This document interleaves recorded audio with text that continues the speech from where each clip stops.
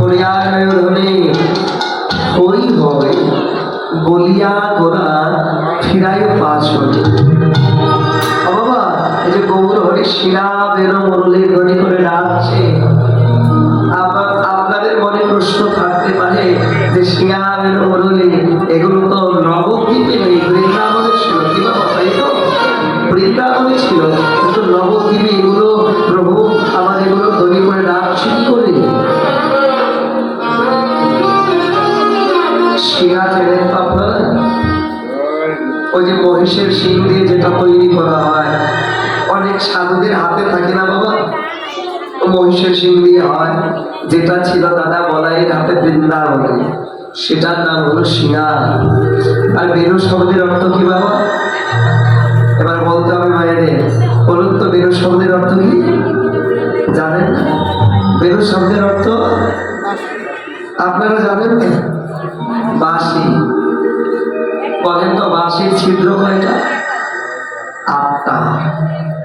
বাঁশির ছিদ্র হলো 8টা। তাই না? তাহলে বেনু চেনে, মুরলী চেনে? মুরলী কি বাবা? মুরলীও বাঁশি। তাহলে বেনু যদি বাঁশি হয়, মুরলীও যদি বাঁশি হয় বাবা, তাহলে একটা কথা 2 বার হয়ে গেল না? একটা কথা 2 বার বলার কোনো দরকার ছিল? এখানে মুরলী শব্দের অর্থেও বাঁশি, কিন্তু বাবা এই যে মুরলী শব্দটা ব্যবহার হচ্ছে এখানে বাঁশি অর্থে নয়, এখানে মুরলী শব্দের ব্যবহার হচ্ছে এই দেহ মূরতি। কারণ বাঁশির মধ্যে ছিদ্র থাকে, যে মা বললো 8টা, আর মূরতি তার মধ্যে ছিদ্র থাকে 9টা, একটা বেশি। আর আমার দেহ ভাণ্ডে খুঁজে দেখো না, ছিদ্র আছে কয়টা গো বাবা? কয়টা আছে? এই দেহের মাঝে বাবা ছিদ্র আছে 9টা, আর এই 9টা ছিদ্রের মাঝে একজন দাড়ি সব সময় 24 ঘন্টা পাহারা দিচ্ছে। আর যেদিন এই দাড়ি একটু অন্য মানুষ হয়ে যাবে, এই যে দেহের মাঝে আমার হরি বলা পাখিটা আছে, এই দেহের মালিক যেদিন এই দাড়িটা দাঁড়িয়ে অন্য মানুষ হয়ে যাবে, জন্মের মতো এই পাখি উঠে যাবে। তাই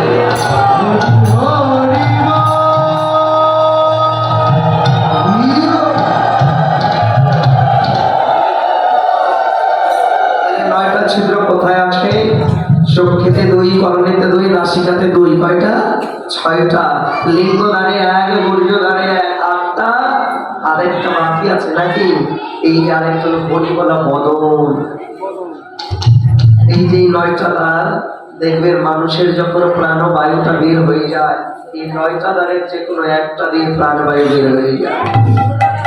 তাই এই যে এই মুরলীটা প্রভু বাজাচ্ছেন, আর এই মুরলী দিয়ে প্রভু আজ যেন সিংহা বেনুর মতো করে বাজাচ্ছে। কেমন করে বাজে কণ্ঠ সিংহা বাজে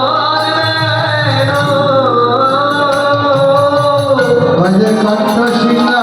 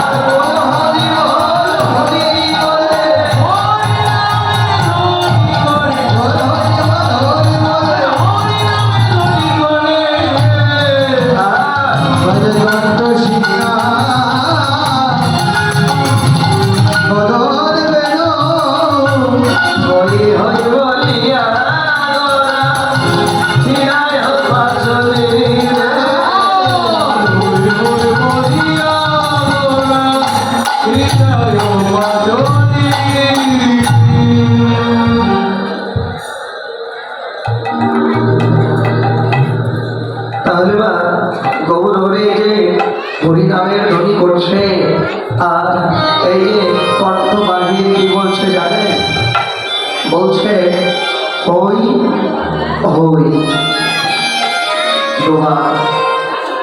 দুইবার বললেন হই হই। আমি কার হই?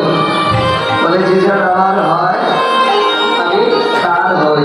কার হয়? বলে যেই ভক্ত নিজে বলে কিছু রাখে না, ছোট যেই ভক্ত আমার বলে কিছু রাখে না আমি সেই ভক্তের হই। যারা সব দিয়ে সব হয়েছে আমি তার হই। যারা গৌর বলে একবার দুই নয়নের চলে কাঁদতে পারে তার হই। তবে সহজে হই না। কখন হয়? বলে যে করে আমার আশ করি তার সর্বনাশ, তবু যদি না ছাড়ে আমার পাশ তবে আমি হই তার শ্রীচরণের দাসের দাস।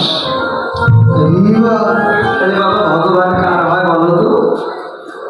বলে যারা সব দিয়ে সব হতে পারে ভগবান তার হয়। আমার তাহলে সব দিয়ে আবার সব কি করে হওয়া যায়? সব দিয়ে কি কোনোদিন সব হওয়া যায়? দুটোই কিন্তু একই কথা, তাই না? কিন্তু দুটো যদিও একই কথা, কিন্তু দুটো যদিও একই কথা হয় না, কিন্তু দুইটি কথার উচ্চারণ এক হলে অর্থটা একটু আলাদা, বানানটা একটু ভিন্ন। একটি হলো দন্ত স ব সব মানে কি গো মা? মানে সব কিছু আমার বলে যা কিছু আছে, বাড়ি গাড়ি টাকা পয়সা ধন সম্পত্তি সব আমি তোমার চরণে দিয়ে দিলাম, এটা হচ্ছে সব। আর একটা হলো তালিব স ব সব মানে কি জানো? মৃতদেহ। এটা কি এখানে কি এই শ্মশান আছে না? আছে তো। এটা আজকে আপনারা এত ভালোবাসছেন কারণ কি জানেন? আমার ভেতরে একজন ভালোবাসার মানুষ আছে। যেদিন আর ভালোবাসার মানুষ থাকবে না, ভালোবাসবেন আপনারা? চার বন্ধুকে কাঁধে করে যেদিন নিয়ে যাবে সবাই কি বলবে জানো? ভাই কোথায় যাও? বলবে যে সবটাকে দাহ করতে যায়, মৃতদেহটাকে পোড়াতে যায়। তাহলে মানুষের দেখিয়ে দেহে এই খাঁচার মধ্যে যেদিন প্রাণ থাকে না সেদিন সে হয়ে যায় সব। বলে যারা আমার চরণে সর্বস্ব সঁপে দিয়েছে, যারা আমার চরণে সব কিছু অর্পণ করে মৃতদেহের মতো আমার দুই চরণ তলে পড়ে আসে, আমি সেই ভক্তের হই। যারা গৌর বলে কাঁদতে পারে আমি তার হই। জীবন নিজের বলতে জীবনে কিছু রাখে নাই আমি তার হই। আমাদের তো অনেক কিছু আছে, বাড়ি গাড়ির অভাব নাই, কিন্তু যারা গৌরকে ভালোবাসে মা তাদের যাবতীয় জগতের কিছু নাই, শুধু একটা বস্তু আছে, সে হলো গৌর হরির দুটো চরণ। তাহলে বাবা ভগবান কার হয়? সে যেন ভগবানই হয়। তার প্রমাণ হলো মহারাজ বলি। আপনারা সবাই বলি মহারাজের কথা শ্রবণ করেছেন বা জানেন। বলি মহারাজের মতো দানবীর রাজা ত্রিভুবনে আর তখন কেউ ছিল না। চতুর্দিকে ধন্যি ধন্যি করত যে বলি মহারাজ এত দান করে, সে যা চায় তার কাছ থেকে সে তাই পায়। এই যে চতুর্দিকে প্রশংসার ঝড় উঠেছে না, বলি মহারাজের মনে একটু অহংকার হয়েছে, অভিমান হয়েছে। তাহলে যখন অহংকার হয়, আমার ভগবান কিন্তু ভক্তের অহংকার মোটেও ভালোবাসে না। ভক্তির অহংকার ভগবান সইতে পারে না। বাবা যখন বলি মহারাজের অহংকার হলো, ভগবান মহারাজ বলির দম্ভকে চূর্ণ করবার জন্য, অহংকারকে নাশ করবার জন্য একদিন নিজ গুণে কৃপা করে বলি মহারাজকে দর্শন দিলে, দেখা দিলে। তবে যে বলি মহারাজকে দেখা দিলেন, শঙ্খচক্র গদা পদ্ম কিন্তু নিয়ে নয়। বলি মহারাজকে দেখা দিলেন 10 অবতারের মধ্যে একটা অবতার, যার নাম হলো বামন অবতার। ব্রাহ্মণ কিন্তু নয়, বামন। মানে ওই যে মানুষ অনেকে খাটো হয় না, বেটে, আমরা বলি বেটে, তাকে বলা হয় বামন। তা সেই রূপ ধরেছে আমার গোলক বিহারী হরি। শঙ্খ চক্র গদা পদ্ম ছেড়ে ভগবান হয়েছে বামন। বলি মহারাজের দ্বারে দাঁড়িয়ে বামন অবতার রূপে ভগবান। বলি মহারাজের দ্বারে দাঁড়িয়ে বলিকে ডাকতে লাগলো, মহারাজ বলি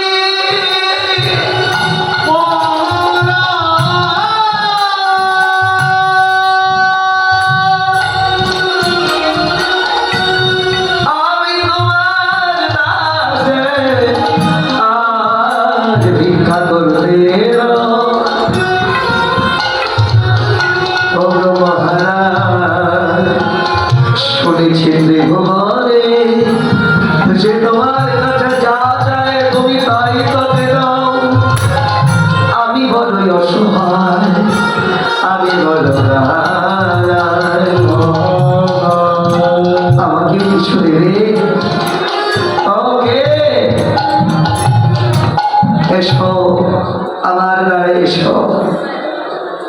যখন বলি মহারাজের কাছে গেছে বামন অবতার রূপী ভগবান, বলি মহারাজ তখন বলছে, বামন ঠাকুর বলো তুমি আমার কাছে কি চাও, বলো কি চাও? ও আমি যা চাইব আপনি কি তাই দেবে? আরে দেব তো। জগৎবাসী জানে যে এই জগতে আমার কাছে কেউ কিছু চেয়ে খালি হাতে ফেরে না। আর তুমি বলছো আমি দেবো কিনা? অহংকারে বলছি বাবা, অহংকারে বলছে। আরে তুমি যাও, তুমি যা চাইবে আমি তোমাকে তাই দেব, তাই তাই তাই দেবো। না আমি বিশ্বাস করি না। আমার মস্তকে হাত দাও, আমার কাছে তুমি ত্রিশর্ত অঙ্গীকার করো যে আমি যা চাইব তুমি আমাকে তাই দেবে। বলি মহারাজ ত্রিশর্ত অঙ্গীকার করলেন যে বামন ঠাকুর আমি তোমার কাছে প্রতিজ্ঞা করছি যে তুমি যা চাইবে আমি তোমাকে তাই দেব, আমি তোমাকে তাই দেব, আমি তোমাকে তাই দেব। বলো কি চাও? না না আমি বেশি কিছু চাই না, ওই জপ তপ করবো, ধ্যান তপস্যা করবো, এই জন্য কেবল ত্রিপাদ ভূমি মানে 3 পদ ভূমি তুমি আমাকে দান করো, এর চাইতে বেশি কিছু আমি চাই না। অহংকারে বলছে যথাস্ত, তাই হবে। আমি তোমাকে ত্রিপাদ ভূমি দান করলাম, স্বর্গমর্ত থেকে তোমার যেখান থেকে খুশি তুমি ত্রিপাদ ভূমি নিয়ে দাও। দেখেও দেখলো না, দেখিও না, চিনেও চিনতে পারলো না, চিনলো না, ধরেও ধরতে পারলো না, বললো না। ভাগবত সিদ্ধান্ত দিল তিনি তো অধরা, অধরাকে ধরবে এমন শান্তি কার আছে? তিনি যদি নিজ গুণে কৃপা করে কারো কাছে ধরা না দেয়, আর কি কেউ ধরতে পারে? ধরা যায়? ধরা যায় না। কি করলে চিনতে পারল না, চিনা কৃপার ভূমি দান করেছে। এমন সময় ভগবান সেই মূর্তি ধারণ করলেন, হাতে শঙ্খ, হাতে গদা, হাতে পদ্ম নিয়ে শঙ্খ চক্র গদা পদ্মধারী নারায়ণ রূপ ধারণ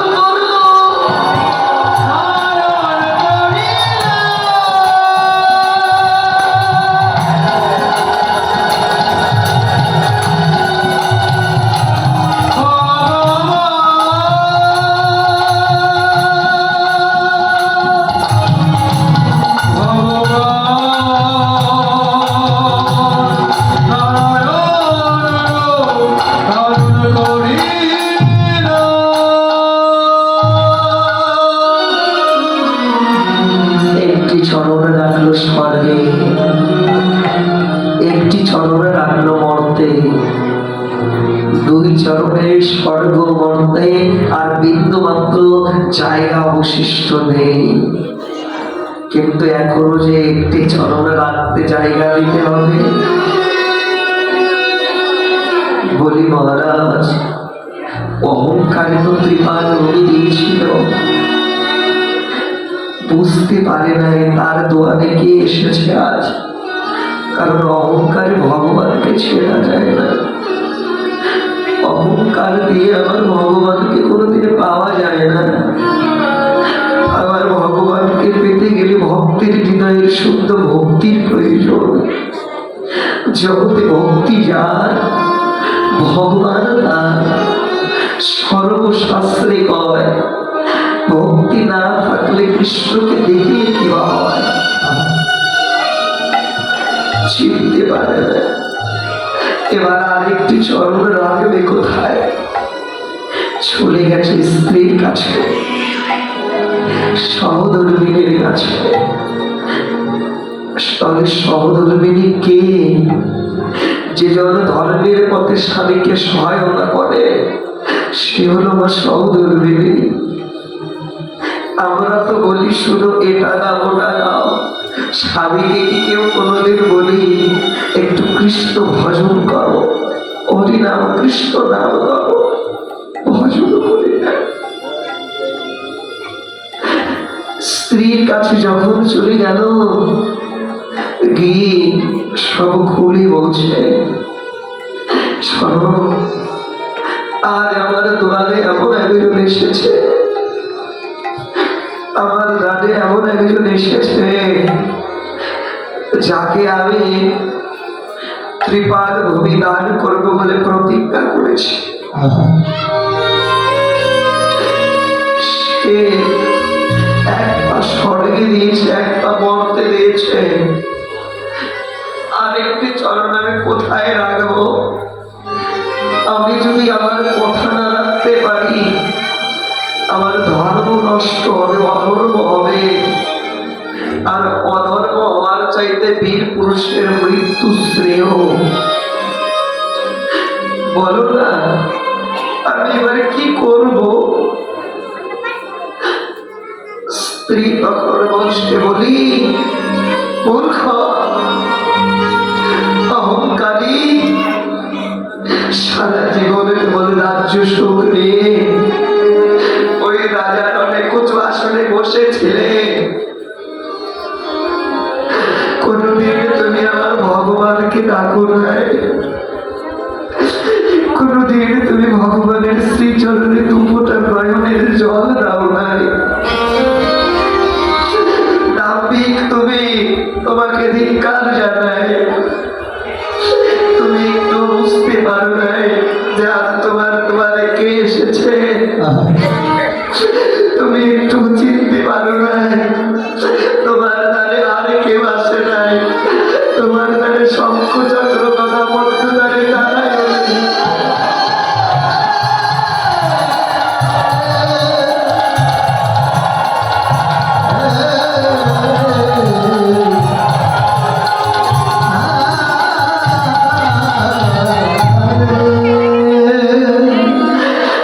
চিনতে পারলি না? যাই হোক, শোন, ভগবানের যে তৃতীয় পদ, ওই তৃতীয় পদর নাম হলো অভয় পদ। যেই অভয় পদ পেলে এই জগতে কারো কোনো ভয় থাকে না।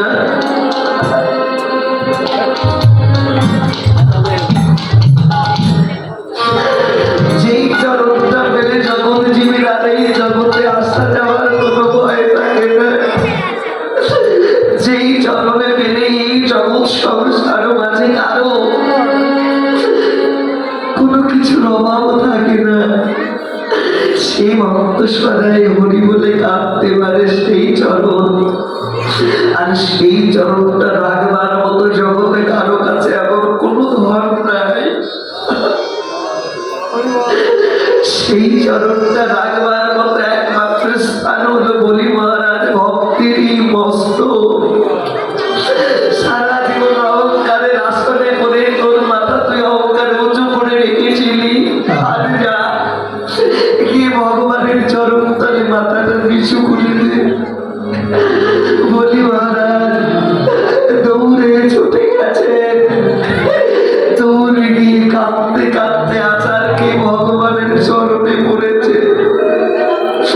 ভগবান, তোমার ওই অভয় পদ রাখবার মতো কোনো জায়গা আমার কাছে নাই গো। তুমি একবার দয়া করে করুণা করে